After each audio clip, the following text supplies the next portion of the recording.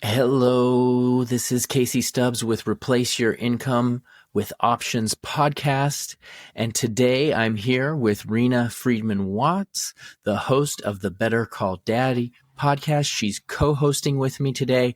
We're going to be talking about replacing your income with options. We're going to talk about getting free. We're going to be talking about being busy. We're going to talk about something called the golden handcuffs. And Rena, thank you so much for being on the show today. I'm excited to be here. Thank you for having me.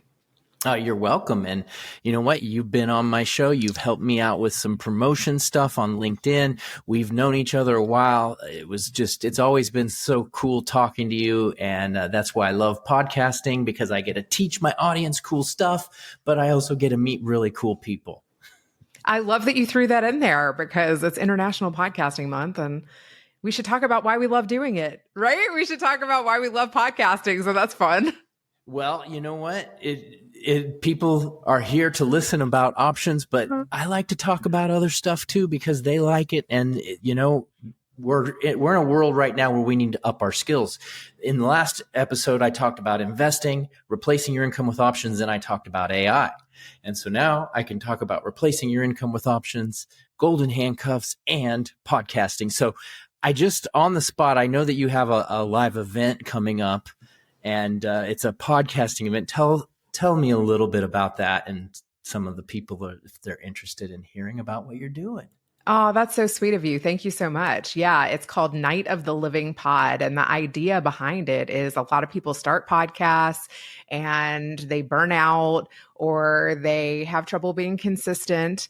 And so we are having it at a funeral museum, which was a client of Freddie Cruz, who I'm putting on the event with. It's a 29,000 square foot funeral museum, and we're doing it Halloween themed. And it's for zombie podcasters. Like, you may have started a podcast and put it on hold. You may have started a podcast and need a rebrand, or you might want to start a podcast. So it's for content creators, podcasters, business owners who are looking to podcast. And we have 13 different businesses that are Freddie's clients here locally that are using podcasting actually to bring revenue for their businesses. So we have a business panel, a health and wellness panel. We're doing workshops. I'm actually doing a workshop on how to craft a killer interview. And I'm going to pull people from the audience and show the difference between someone who's scared and prepared and what that looks like and how to make people comfortable on camera. So it's October 10th and 11th at the National Museum of Funeral History. And I'm really excited about it. In person is where it's at these days.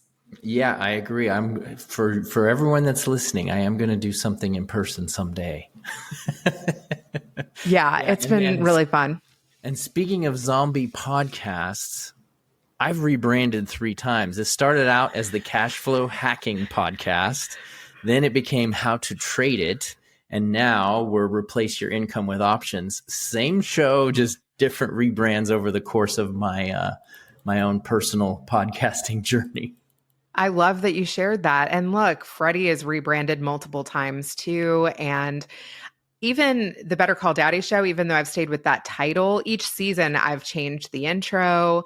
I've involved my kids, and as they've grown up, I've changed kind of some of the transitions there and even the stories that I'm gravitating towards. So I think it's good to get ideas from other people who are doing it, other people who are staying consistent, other people who are really passionate even about social media and how to use social media to advertise your podcast. So it's good to get in person. It's just a completely different vibe. Even when you interview somebody in person and you pick up on all their nonverbals, it's a lot more excitement. That's true. I've done in-person interviews. Very rare do I do that, but I've done a couple and they're fun. They really are. Yeah. So I'm going to switch gears here, and I'll put Rena's contact info in the description, so you guys should connect with her on LinkedIn or any of her socials and follow in what she's doing over there. But I want to switch gears because I'm really focusing on a new program that I'm launching. So I've got a great options course, and we've just been seeing a ton of success. And I've been coaching some people, been seeing a ton of success, business successful people. Have been doing well. And so now I'm switching gears where I'm trying to really assist professionals, people that might have really good success in their careers, whether they're a lawyer, a doctor, a business entrepreneur, or maybe even a corporate executive, somebody that's just working a lot and they still need a way to be free, because you know what? Money is great, but if you're still not able to enjoy it, it's not good, right? And so with my coaching program that I'm doing, it only takes an hour a week, and you can basically replace your paycheck with just 1 hour. So it's pretty attractive for people. But I wanted to dive into the golden handcuffs. I'm going to share my definition, and then I'll let you expound on it, and we'll just have a conversation. But, it's where businesses will pay people a lot of money and they feel like they've made it. But on the one hand, they're getting a lot of money, but on the other hand, they kind of treat them like slaves. That's where the whole handcuff thing comes in.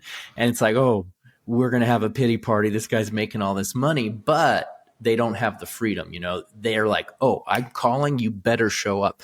I just read something, Reena, and it was crazy. And I was reading it in a book, and I don't even remember what book it was, but it was this guy. He was a top lawyer, and he was making $1 million a year, right? And it was crazy because it was his wedding anniversary. And the boss was like, you're showing up to this. You're taking this case. And he's like, it's my anniversary. And the boss is like, I don't care. He's like, I've had to sacrifice in my life. You're going to sacrifice. And you know what? That's just not worth it, right? It's just not worth it. And so that's my definition of golden handcuffs. And I wanted to kind of get you to share what you think about that and the need for people to have freedom in their lives. Well, what that made me just think about is there's just so many trade-offs, right? Do you want to use your paid time off for religious holidays? Do you want to use your paid time off to take your kid on a camping trip? And you have limited days. I mean, I recently got an opportunity that wanted to fly me to LA, and my husband's like, oh, he's like, that'd be fun if I could do that, but I just don't have the days off because he is using them for religious holidays or for taking the kids on a final camping trip. And it's such a shame. Like, I feel like my husband goes in right after he drops off the kids at school. He doesn't get home until dinner at night. And he's got executives, like you were saying, that have, their offices with clear windows and are watching who gets there on time. I mean, that's crazy. There's been executives that have left the company recently. There's been layoffs recently. And yeah, if you are making a good salary, they want you in office. They want limited numbers of days off. They're giving out the stock options limitedly. And I feel like if you're trading your entire life, that means being able to take a trip with your wife for a day or camping with your kids. You get what, if you're lucky, 20 days off a year. Those stock options better be there, or there should be options where, if the company goes public, that you could potentially become a millionaire. And I was talking to you earlier about this too. Like, I have cousins that started at NVIDIA. That was their first job out of college, and they've become millionaires from working there. The reason my husband went to a startup is so that he could potentially get enough stock options to become rich versus just trading his time. Even though, yes, he is making a good salary, people want to be able to enjoy their money as well.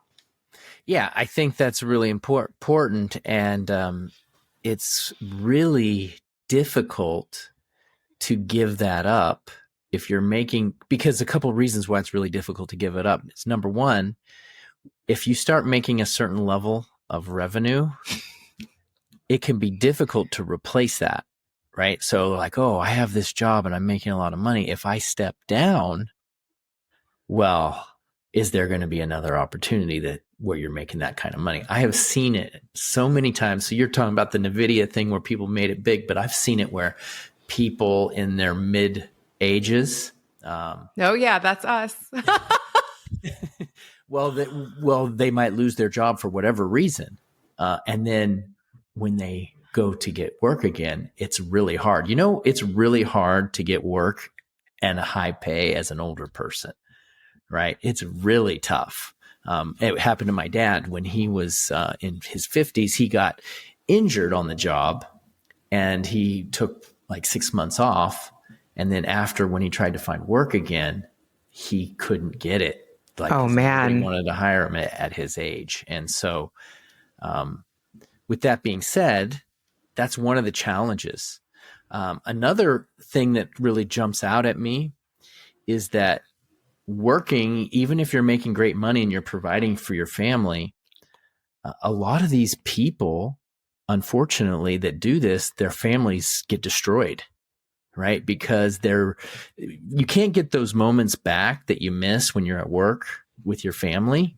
The family's out doing stuff and you're working. You can't get those moments back. And then sometimes resentment grows and you're thinking, well, I'm providing for my family, but they're thinking, yeah, but you abandoned me.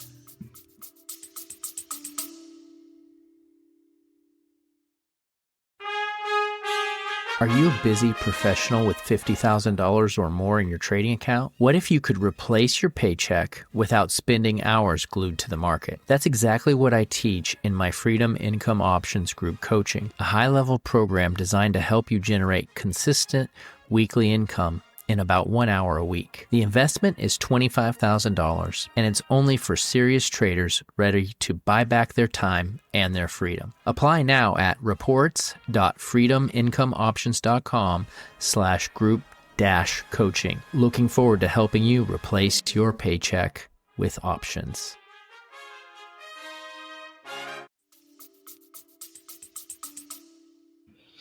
Yeah, it's true. It's quite a balance.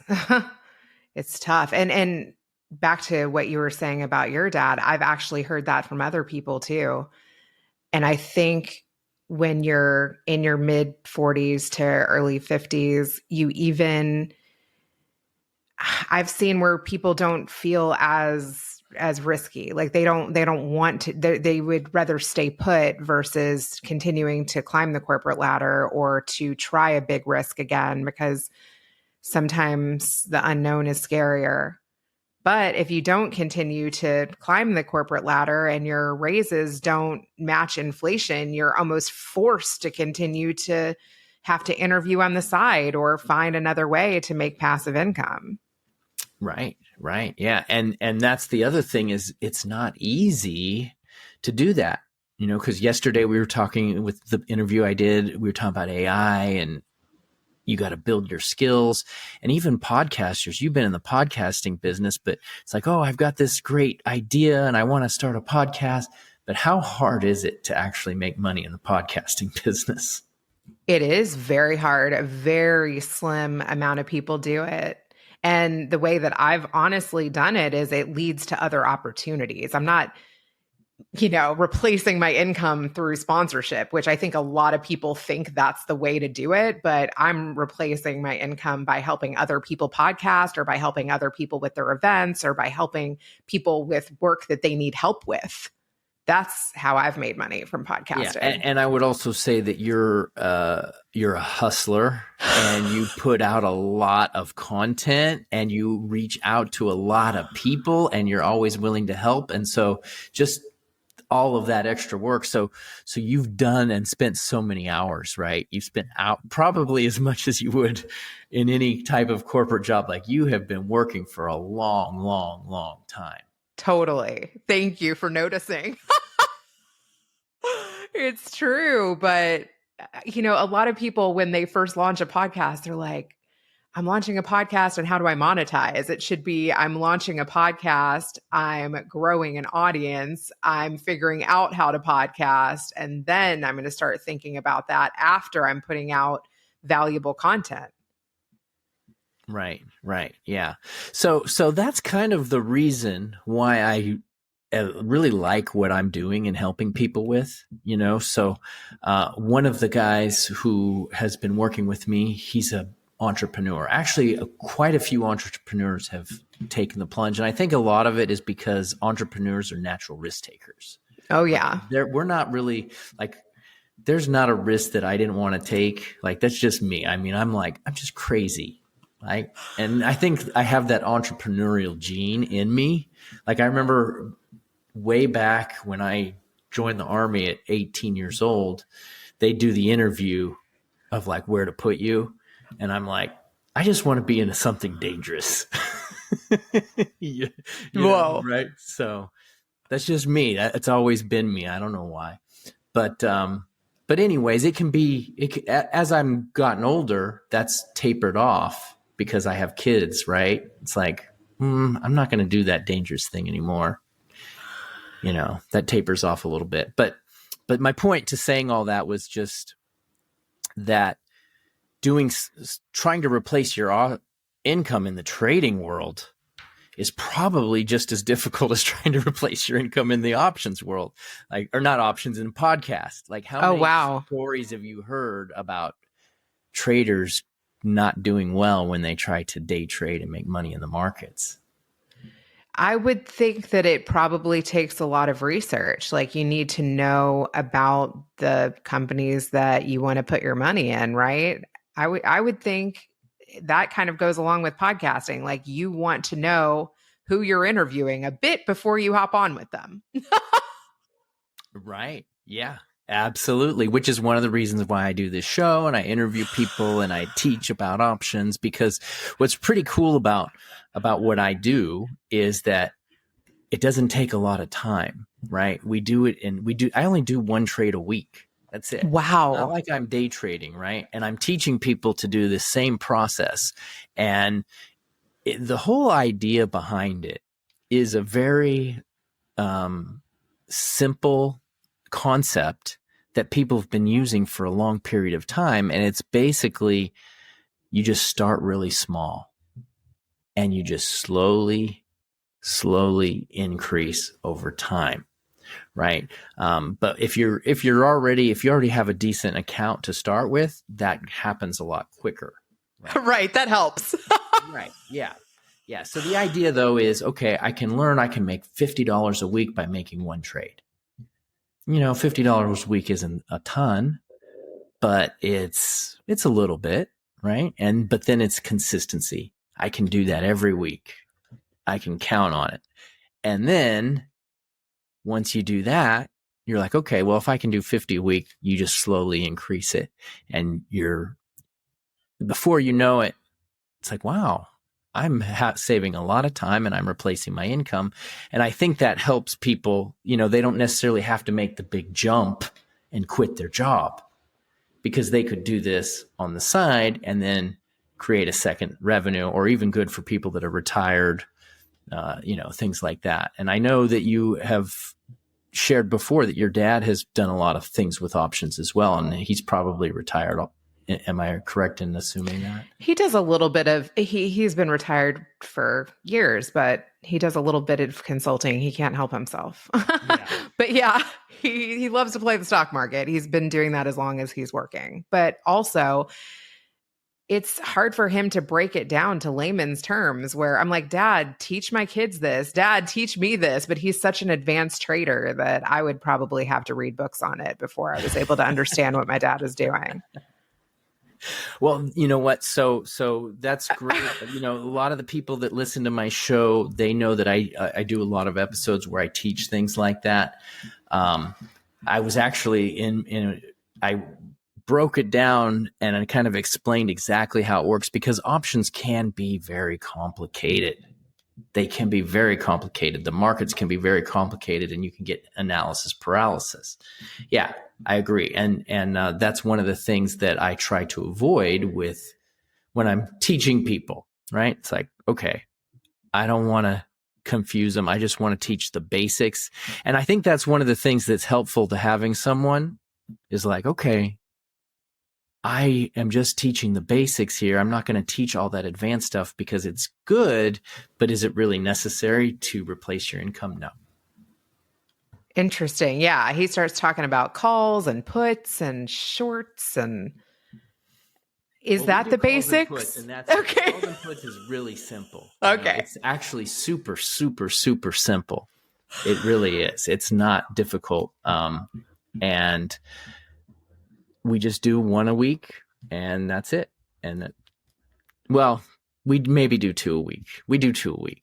Yeah. But it doesn't take more than an hour of our time a week. And we're working on helping people with that. So with that being said, what are your thoughts on the specifics of people that are stuck? Like, what are some things that they could maybe do in your mind to help them break free from some of their situations that they're in? Well, I think what you said about it only taking an hour a week, that sounds probably manageable, because a lot of the people that are stuck trading their time, and they're working from the time they get up to the time almost that it's bedtime to put, their families to bed, and they're lucky to get in a gym workout in between that. So I think finding that hour. Do you offer training on weekends, evenings? How often are you doing these trainings? So that's a really good point. And yeah, that can be a challenge because I like to work during the day because for me, I basically tell people that I've been retired since I was 30 because that's kind of when I got into all this. It's not that I'm actually retired but it's that I'm free. So when you're free, you feel like you're retired, right? Because I set my own schedule. I do the things that I want to do. Yes, I run a business. Yes, I trade, but I'm just doing the things that I want to do, taking a month-long vacation every year, traveling across the country, things like that. So I feel like I'm retired. So I'm not going to do a class that's not in the day, right? I'm just not.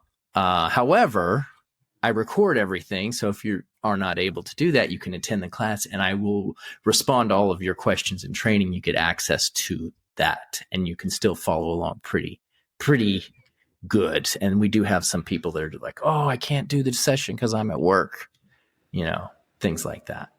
Right.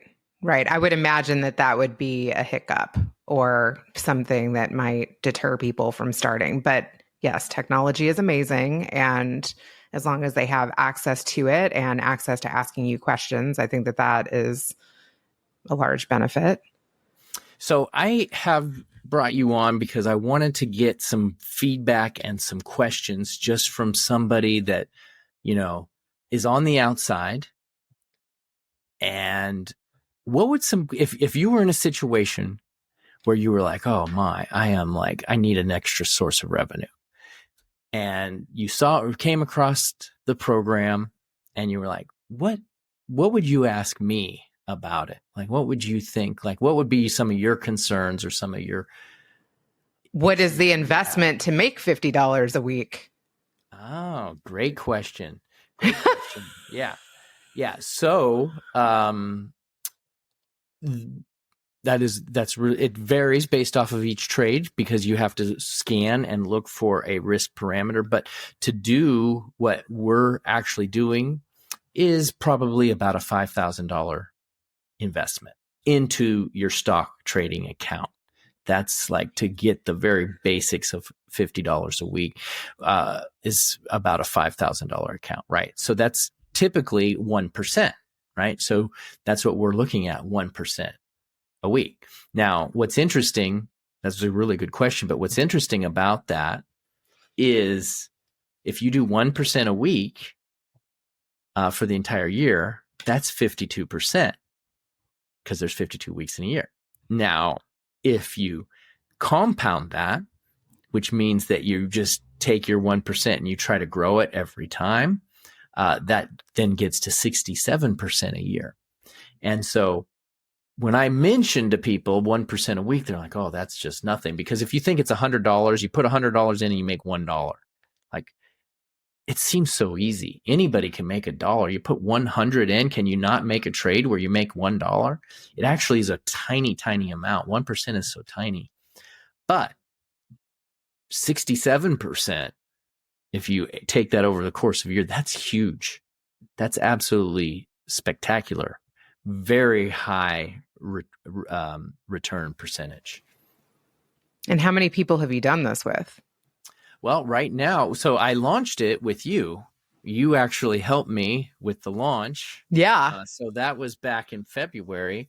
And so since that time, I've gotten about 200 clients since the launch. Congratulations. That's remarkable. Well, thank you. Especially because you were sharing with me that you're not 100% consistent on social media. So if you're not 100% consistent on social media, how did you do that? Well, that is my marketing secrets, but I'll share it with you. SEO? It's a secret, but it's not a secret. So I had another business before this, and it was generating a lot of leads, right? Prospects, people that I want to help with options. And so that old business, I have moved on from that, but I still have access. See, this is how I feel like this. I'm not going to say that I'm smart. I was very blessed, right? I was like, the situation that happened to me was very blessed. So I actually still have access to all of those prospects. And so that's how is I still like my old business is generating prospects, but I still get access to them. And so I was able to leverage that. Wow, that's fantastic. There you go. Yeah. Yeah, your connections are everything. Yes, they are. And as you know, through podcasting is great. Yeah. So give me one more question that you might have about particular investment. Like, how do you break things down where someone with no education can understand it easily? Do you tell them to read books, or what does that look like? Well, that's a great question. So first of all, I like it when people don't have experience, because then they come in fresh with a fresh set of eyes, and it helps me learn as to what are the right things to teach. They ask the right questions. And one of the things that I really like about what I'm doing is that the best types of learning comes through experience, right? So we just basically teach the basics, what to do, and then we do it, right? And we do it. And it's almost like going to the gym. You need reps, right? And so when we're doing this, we do reps of trades. And the more reps you do, the better you get. And it's really, really that simple. And it makes it a much easier process to learn when you're actually doing the work. Do you break down even like how to set up the investment account? You know what? That is in the training, because can be difficult, actually. That's a great question, because if you open an account... They ask a lot of questions. They ask a lot of questions, and guess what happens? If you answer them the wrong way, you will not get approved. And so you actually have to get approved to make it work, right? You have to... And I've been disapproved, and I've had some of my clients disapproved, and it's really frustrating. So I tell people how to answer the questions the right way. I mean, I had to go through that with my own father, where I was like, how do I answer this? So I think that that's a basic question, but also it can be a big frustration. Well, and people don't really even realize that is a thing, right? They just, I'll open the account, and then they're asking, well, how much money do you have? What's your net worth? How much? Why are you trading? How many trades a week are you going to make? Do you have futures experience? Do you have bonds experience? Do you have crypto experience? And then if you answer the wrong way, like if you actually tell them that you don't have any money, they're not going to let you trade. And how long can it be open or inactive before they close your account? Are there rules around that even? Well, I'm not sure about dormant accounts, but I do know that it doesn't take long to get approved if you open the account the right way, and you don't even have to put a deposit in initially. You just got to go in, and I do teach people all of that. And so, yeah. So this has been really good. Just recapping about people that are stuck in their jobs, that they might be making a lot of money.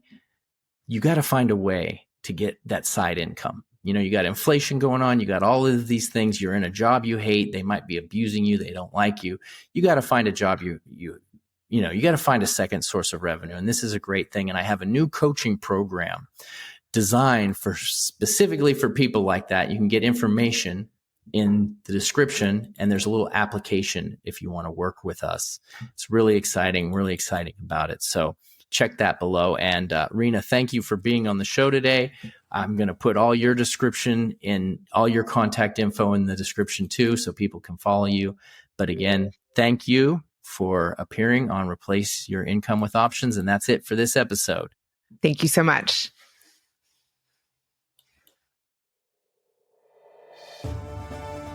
Hello, this is Casey, and I wanted to take a minute to tell you about my new book that just came out. It's called Complete Trading System. This is my 25 years of trading experience, sharing everything that I have learned in how to make a profit from the markets. You're going to learn about how to find the right instruments to trade, how to find a trend, how to get started as beginners.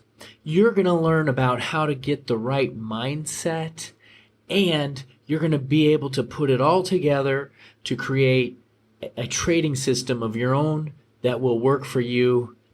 I highly recommend that you try it out. Just click the link right now. It's called Complete Trading System. It's available on Amazon. Thank you. Go ahead and check it out. I think you're going to love it.